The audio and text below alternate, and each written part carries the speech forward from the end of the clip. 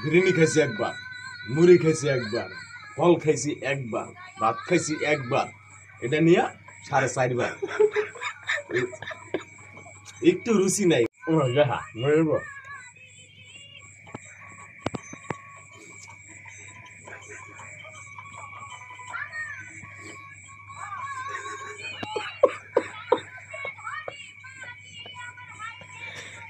রাত বাজে একটা।